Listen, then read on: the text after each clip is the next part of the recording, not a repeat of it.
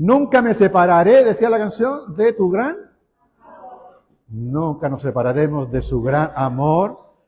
Eres Dios eterno. Ese concepto de eternidad, Dios eterno, yo no lo entiendo. No somos capaces los seres humanos de percibir la eternidad. Simplemente porque nosotros no somos seres eternos. No tenemos nosotros, tenemos la idea de eternidad, de aquello que no tiene principio ni tiene fin. Así lo definimos. Es eterno. Que siempre estará.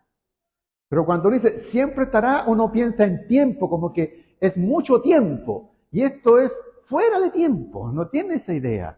No lo sabemos. No somos capaces. Nuestra mente es una mente finita. Y sin embargo nosotros cantamos, nunca me separaré de tu gran amor, eres un Dios eterno. Amén.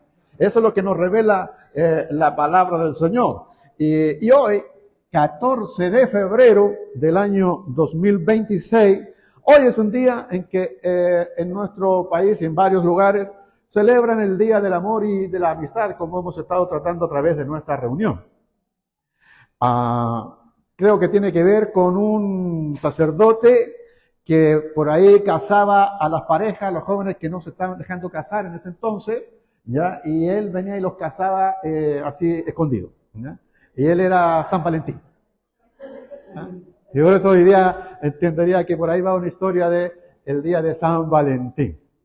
Así que hoy día no hay problema en que las personas puedan contraer matrimonio. Cuando nosotros queremos ver lo que la Biblia dice respecto del amor, que habla de eso, sin duda, yo creo que usted y yo y muchos de inmediato piensan en un capítulo de la Biblia, ¿cierto? Y que es el que acabamos de leer o que acaba de leer la nona. Cuando uno dice, ¿qué dirá la Biblia acerca del amor? Dice, hay que leer para eso Primera de Corintios 13.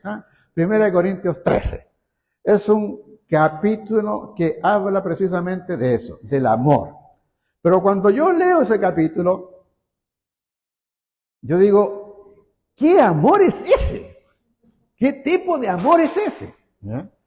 De hecho, es un capítulo, es una obra que uno llama un himno del amor, tan acabado, tan pulido, tan perfecto literariamente, que hoy día el consenso mayoritario de los eruditos de esto es que Pablo lo escribió o antes o después de la carta a los Corintios, pero no lo escribió en el mismo instante. Y que después de haber escrito Primera de Corintios 3, bueno, de haber escrito ese himno en realidad, él viene y decide insertarlo allí por el problema que estaban teniendo los corintios, que ellos, la iglesia de Corintios era una iglesia bien conflictiva, y tenía problemas entre ellos porque muchos de los miembros allí peleaban por la supremacía de quién era más importante en la iglesia. Y entonces ellos pensaban que los importantes de la iglesia eran los que tenían algún don espiritual. En particular los que hablaban lengua decían, yo soy importante porque hablo lengua en la iglesia. Hablo estos idiomas especiales, de glosolalia se llama, ya que el Espíritu de Dios. Entonces decía, yo soy importante, tengo la supremacía de eso. No, usted no es importante, yo soy importante porque yo doy profecía, yo soy profeta. Y ahí está, ¿no? Pero yo de repente tengo alguna revelación de un conocimiento especial, tengo ciencia. Yo soy el importante. Con ese problema y otros más que tenía, Pablo escribió la carta a los Corintios, que nosotros entendemos hoy día como la carta primera a los Corintios. Y como le dije, probablemente este himno al amor lo escribió antes o después, pero luego él lo inserta. El problema de él, ¿dónde inserto? Lo que para hoy día nosotros es capítulo 13, recuerden que la Biblia originalmente no está escrita por capítulos, ni por versículos, ellos simplemente escriben. ¿Dónde insertaba ese trozo?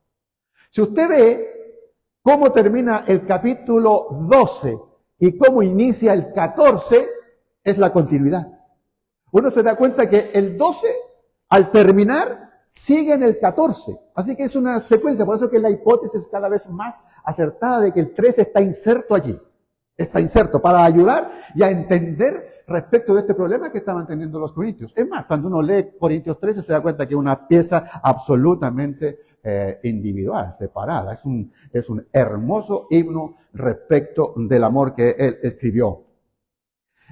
Así que cuando usted vea 13, se va a dar cuenta, lea el último verso del 12, los primeros del 14, que en el 12 comienza a hablar de los dones y habla de todo de cómo son los dones, y en el 14 en particular se empieza a hablar del don o el problema que tenían con la lengua, o el don de la lengua, y la lengua también. Así que había ahí. Ahora, el punto que nos nace en este capítulo 13 de Corintios es que en el tiempo de Pablo el idioma que más común y se hablaba es el griego.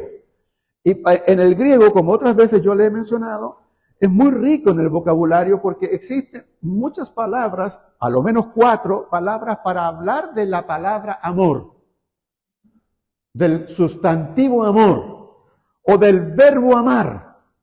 Por lo menos hay 4. Nosotros en castellano tenemos uno solo, simplemente amar o amor. Solo uno. Los griegos no. Los griegos diferencian, dependiendo del tipo de amor, la palabra que van a usar. Y para ello, por lo menos, ellos tienen 4 palabras distintas. Lo importante de esto es cuál de ellas Pablo utilizará y por qué va a usar esa. Y lo más intrigante es que usa la que es menos usada en la conversación cotidiana. No aparece en los libros profanos ni cotidianos. No aparece. Aparece solo en la Biblia, de hecho, esta palabra que él va a usar. De estas palabras, 4 de ellas, la palabra que era más común en ese entonces y se hablaba, bueno, no es la más común, pero una de las más comunes es eros. La palabra eros. Para los griegos, la palabra eros, que tiene relación con uno de sus dioses, está relacionada con esa pasión.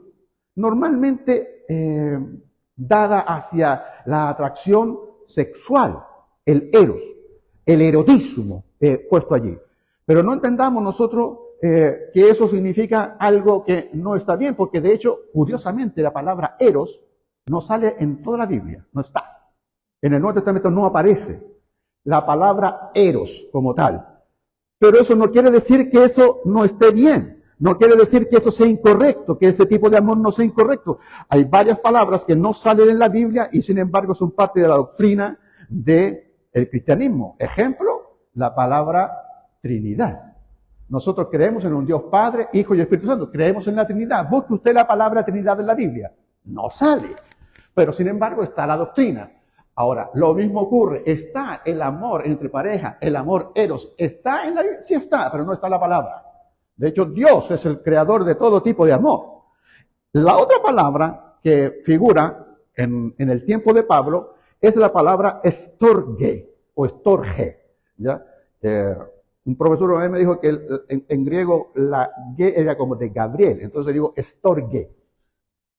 Y estorge, aunque no aparezca la letra U para nosotros ahí entre medio para pronunciar G, ¿ya? Es un tipo de amor entre parientes. ¿Se da cuenta de lo que hacen los griegos?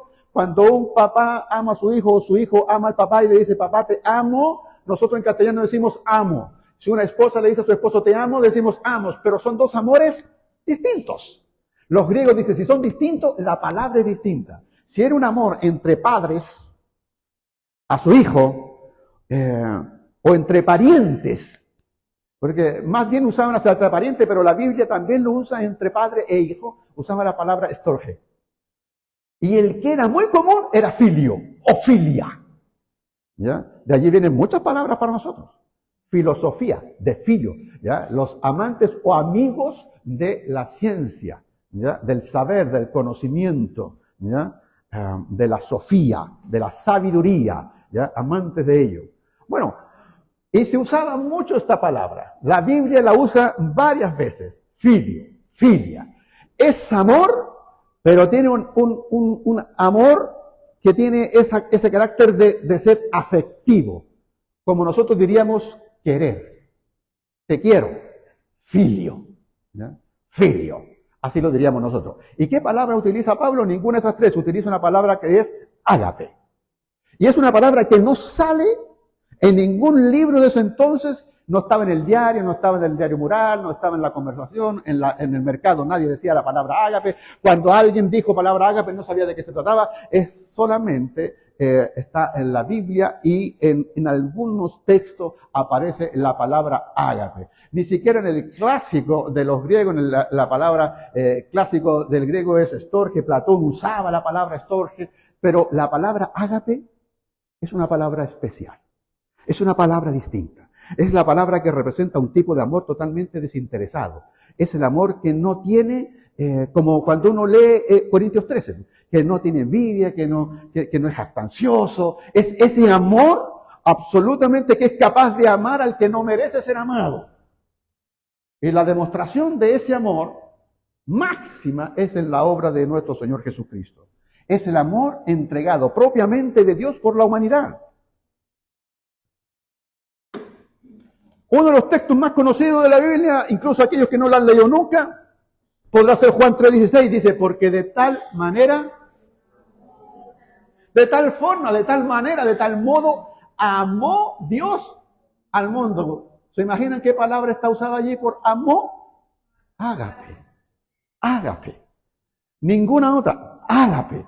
De tal manera amó, es un amor absolutamente desinteresado. Él ama al mundo, de tal forma lo amó que entregó a su hijo. Ahí está la demostración de ese amor.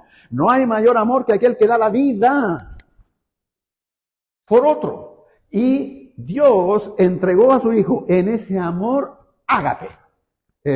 Así que ahí ya nos vamos formando la idea de por qué es eso. Y cuando nosotros entendemos esa clase de amor o tratamos de entenderlo, vamos a encontrarnos que en la Biblia nos llama a nosotros a tener esa clase de amor para con Dios. La vuelta. Y ahí, para mí, no sé para usted, pero ahí para mí viene un gran problema. Entenderé en cierta forma, como dije al comienzo, a lo mejor que ese Dios eterno nos ame. Y con ese tipo de amor, muy distinto, muy diferente. Es un amor superior a cualquier otra clase de amor. Pero que me pida a mí que yo lo ame a Él con esa misma clase de amor, yo tengo que ser muy sincero, no soy capaz. El texto dice, el mandamiento a nosotros nos dice, está en los evangelios y lo podemos leer en el libro de Marcos capítulo 12, verso 30. Ama o amarás al Señor tu Dios ¿con qué? Con todo tu corazón, con toda tu alma, con toda tu mente y con todas tus fuerzas. ¿Sabe qué palabra utiliza allí por amor? Ágape. Yo no sé usted, pero hoy día en la mañana cuando yo me levanté, no puedo decir, Señor, en este rato te estoy amando con toda mi mente, con toda mi fuerza, con toda mi alma, con todo lo que tengo. Usted sí. Y ese es el mandamiento. No dice que yo lo tenga que amar con el amor de filio, diciéndole, Señor, te tengo afecto. Señor, te quiero. Él dice, no, ágape. Me amarás con todo tu ser, con toda tu mente. No queda nada fuera, con toda tu alma, con todas tus fuerzas. Hay veces que no le pongo ni siquiera un empeño para amar. Hay cosas que son de Dios y son las que menos me interesan. Hay tiempo que debería dedicarle y no le dedico. ¿Cómo uno demuestra la pregunta que nos hizo la nona y nos regaló esa fruta? Como que demostrábamos o como nos gustaba a nosotros que nos estaban amando y nosotros dijimos varias cosas. Entre eso, bueno, que me abracen, que me atiendan, que alguien me diga palabra bonita. Dios dice, ámame con ese amor, ágape. Ya va entendiendo que esto no es sencillo, que esto no es fácil. Nuestra naturaleza es egoísta. Nosotros por esencia parecemos ser egocéntricos. El más importante soy yo. El que le interesa a uno soy las cosas para mí primero. Y Dios dice, si eres tú primero, eso significa idolatría. Eres tú el que está tratando de sentarte. En tu vida debo ser ¿quién? Yo primero. Eso es lo que dice Dios. Por eso esto es difícil. Él dice, busca primero el reino de Dios. Su justicia, las demás cosas tienen que ser añadidas. Ese es el día del amor, 14 de febrero. No es fácil. Por eso puedo entender perfectamente a Pedro, el apóstol Pedro. Lo negó 3 veces y después cuando Jesús resucita, dice en el libro de Juan, donde Jesús les aparece a ellos, y Jesús le preparó un desayuno y todo aquello, estaba todo lindo, un desayuno, pescadito frito a la orilla del mar, no hay nada más rico que eso, yo he tenido esa misericordia de Dios, comer así, pero viene el momento en que Jesús abraza a Pedro y le dice, Pedro, ¿me amas? Más que todo lo que está aquí. ¿Me amas más que el barco, tu trabajo, la gente? ¿Me amas más que esto? ¿Sabe qué palabra usa Jesús cuando le dice, ¿me amas? Ágape. Le dice a Pedro, ágape, agapao, ¿me amas? Y yo entiendo a Pedro. Si me pregunta hoy día Jesús, me dice, Sergio, ágape, ¿me amas así? Yo le diría, Señor, no llego a eso. ¿Y sabe cómo lo dice Pedro? Señor, sí, te filio. Filio. Sí, Señor, te quiero. Te tengo afecto. Me caes bien. Eres buena persona. Pero Jesús le dijo, me ágape. Pedro dice, te filio. Y la segunda vez Jesús viene y le vuelve a preguntar, Pedro, ágape, ¿me amas? Más que todo esto, Señor, filio. Filio. Así está escrito.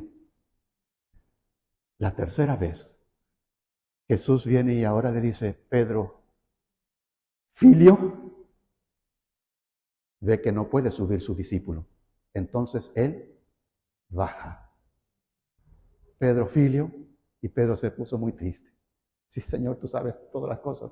Filio. Y tal vez hoy cuando vemos el texto, amarás al Señor con todo, ese ágape, Señor, a veces estoy chapoteando recién en el filio.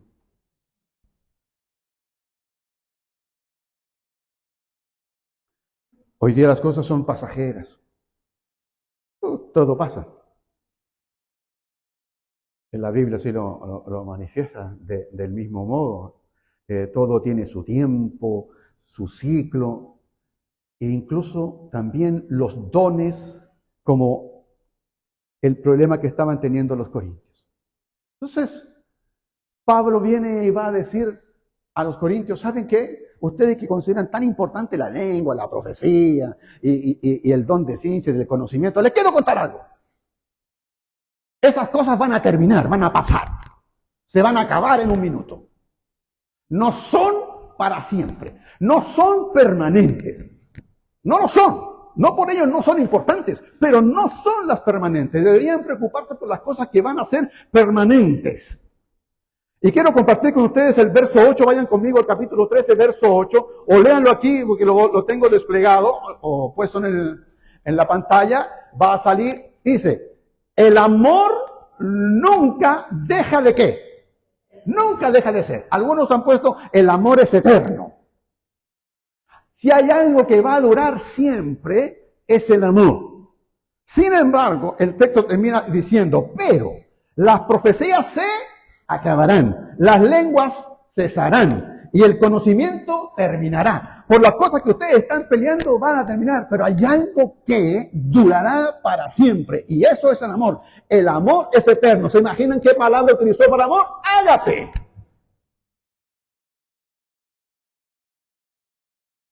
Ahora, hubo quienes, cuando vieron que todo esto terminaría, que las profecías acabarán, las lenguas cesarán y el conocimiento terminará, y que solo el amor, el único que sería duradero, permanente, es el amor, llegaron a pensar que incluso la fe terminaría, la esperanza terminaría. no necesitaríamos eso.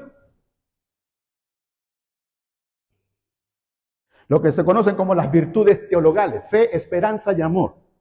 Las virtudes teologales, así se conocen. Bueno, hubo alguien como el señor Calvino, que en su tiempo sostenía que lo único que iba a permanecer es el amor, y que la fe terminaría, que la esperanza terminaría. Y gente como ellos sostenían aquello porque decían, miren, el mismo Pablo dice, hoy día nosotros andamos por fe y no por vista. Eso dijo Pablo, andamos por fe y no por vista. Así tiene que ser en este tiempo, pero va a llegar un rato, un tiempo en la eternidad, en que ya no voy a necesitar la fe porque ahora voy a estar viendo, voy a estar participando, voy a estar en lo eterno, voy a estar en la gracia de Dios, en su misma presencia. Ya no necesito fe, ya estoy viendo. Aquí necesito andar por fe y no por vista, pero allá ya no necesito fe. ¿Y esperanza? La esperanza es aquello que uno precisamente espera que llegue. Allí ya la esperanza no tengo que esperar nada, ya estoy. Se vuelve experiencia.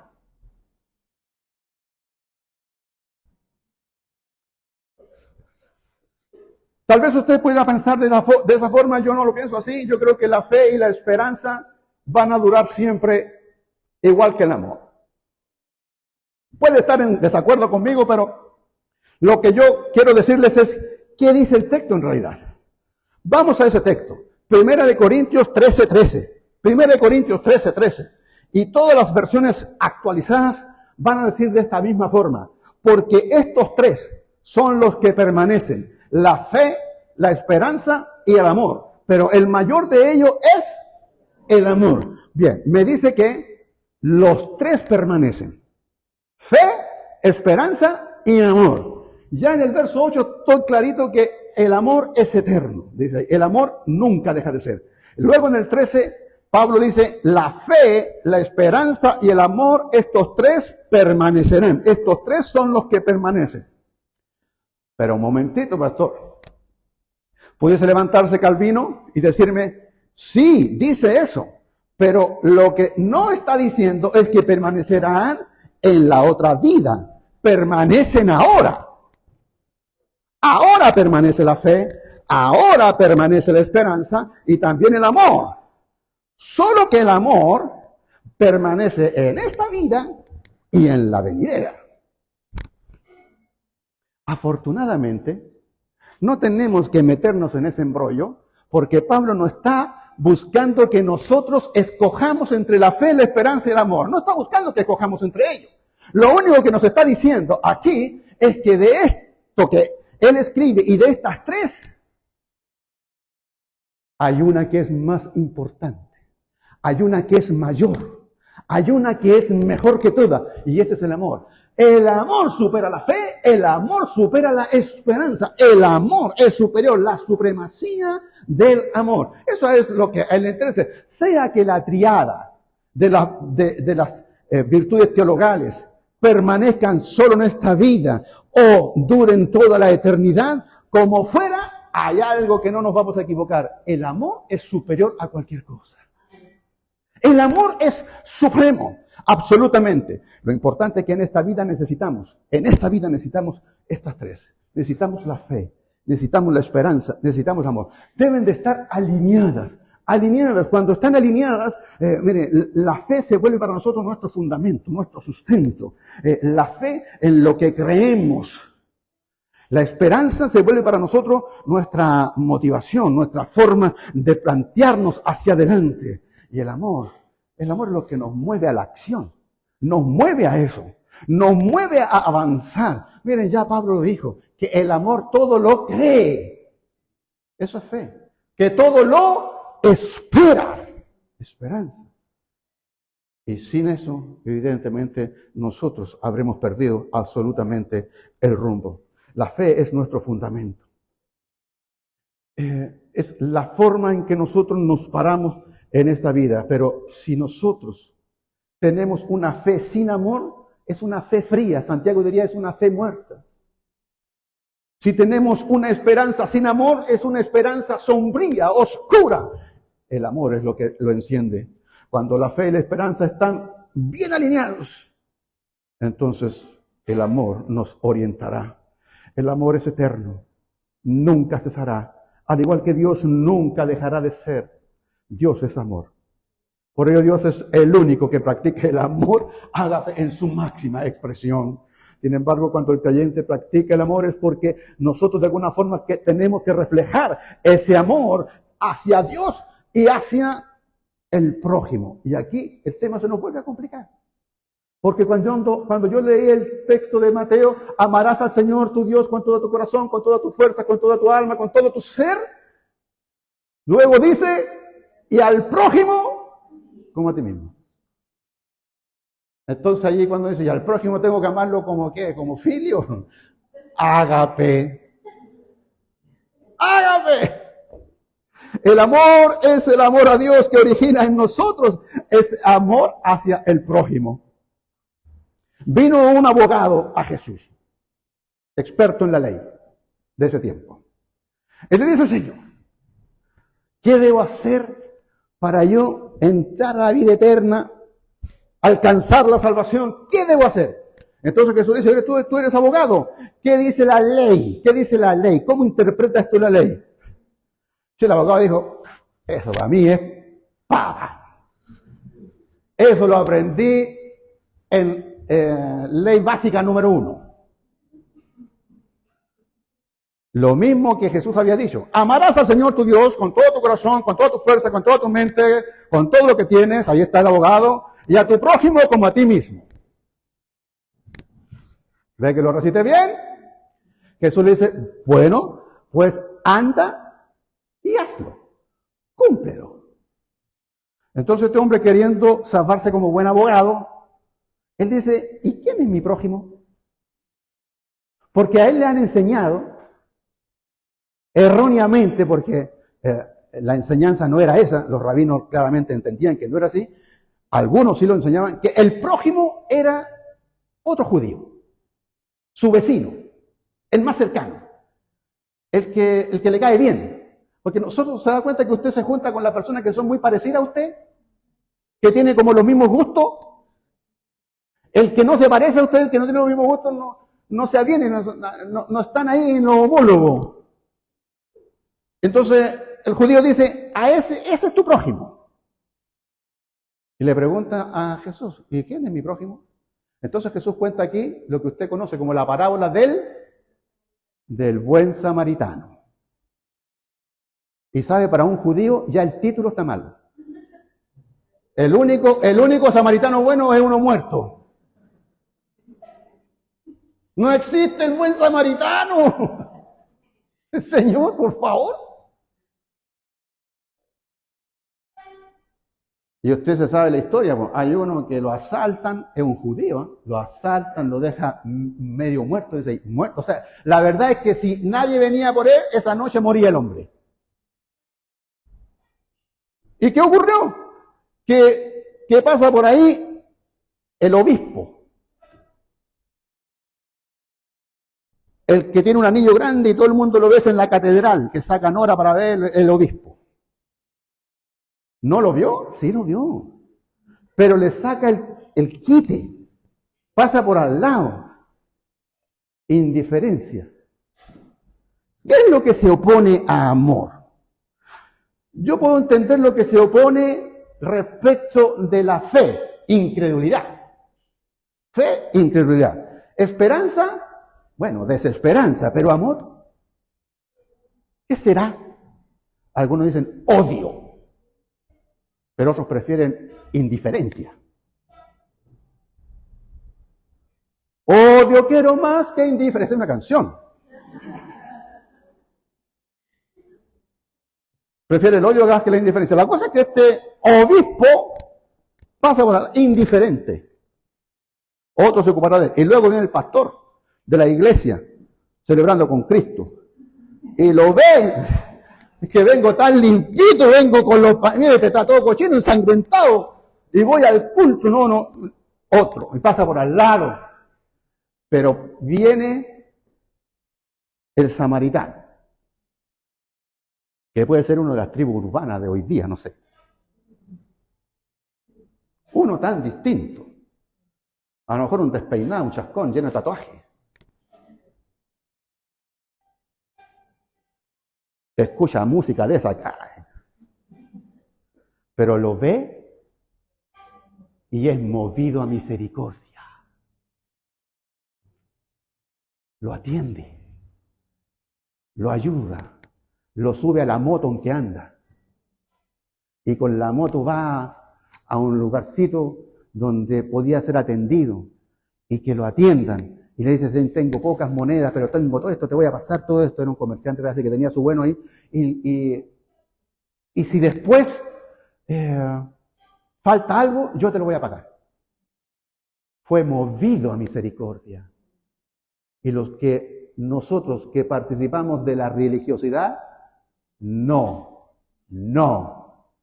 Entonces Jesús le dijo, dime, abogado experto, ¿quién fue prójimo del que estaba asaltado? Mira la pregunta al revés. Era obvia, el que lo atendió. Ese que es samaritano para él, digamos. Entonces haz tú lo mismo. Ágape.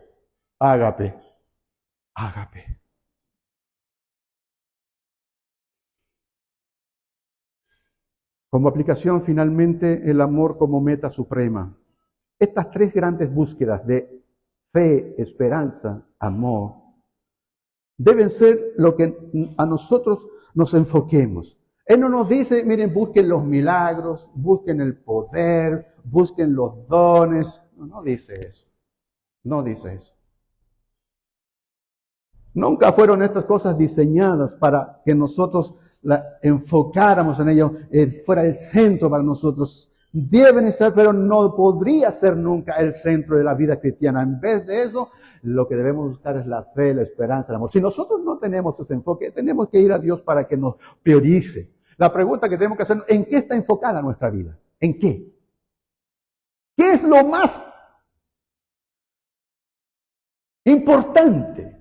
¿Qué es lo que tú deseas? ¿Qué es lo que tú buscas? Deberíamos regresar a la fe, la esperanza y el amor, sabiendo que el mayor de ellos es el amor. Las búsquedas de cristianos no son los dones por sobre el amor, por más extraordinarios que sean, porque Pablo ya nos diría, mire, si tú buscas eso, puede que los tengas, pero ¿sabes? Vas a ser como un tarro que suena si no tienes amor. Como címbalo que retiñe. Solo ruido, si no hay amor. Puedes incluso entregar tu vida para que te maten, que te martiricen, pero si no lo haces por amor, no sirve de nada. No sirve de nada. 1 Tesalonicenses capítulo 5, verso 8, el mismo autor dice, pero nosotros que somos hijos del día, tú eres un hijo del día, eres una hija del día, estemos alertas en nuestra mente. Voy a apuntarme acá, pero aquí no está la mente. Tenemos que estar alerta en nuestra mente. Tenemos que entender esto. Y tenemos que vestirnos con una coraza. Es una coraza de fe y una coraza de amor. Y colocando el yelmo, el casco, ¿de qué? De la esperanza de la salvación. Si nos vestimos de eso, con fe, amor en esa coraza, y tenemos un casco de la esperanza de la salvación que nos ha prometido, entonces estamos bien orientados, hermanos. Pablo no nos pide entonces elegir entre los tres, afortunadamente. Lo único que nos está diciendo es que no hay nada más importante. Nos recuerda que todas las cosas son necesarias, fe, esperanza y amor, pero el mayor de todo es el amor. Nos advierte eso, el amor es la esencia de Dios, la meta de nuestra vida cristiana y la virtud que nos va a acompañar por toda la eternidad, el amor. Así que podemos ejercitar la fe, podemos ejercitar la esperanza, pero solo el amor nos preparará para ver a Dios cara a cara. Pablo dice, hoy día vemos por un espejo oscuro, no vemos bien, pero llegará el día en que veremos y sabremos como Dios me conoce a mí. Entenderemos eso. Y eso lo dice en el capítulo del amor. De tal forma que solo el amor nos preparará para estar con Él. Ágape. Feliz día del amor y de la amistad. Amar a Dios, ágape, agapao, y a tu prójimo, agapao. Pero seamos sinceros, como Pedro, Señor, apenas llego a filio. Pero Él nos pide ágape. Nos falta tanto. Padre eterno, nos amas con todo tu amor. No hay forma en que me ames más. Iglesia, no hay manera en que Dios te ame más. Joven, no hay forma en que Dios te ame más. Anciano, no hay manera en que Dios te ame más. No puedes hacer algo para que Él te ame más.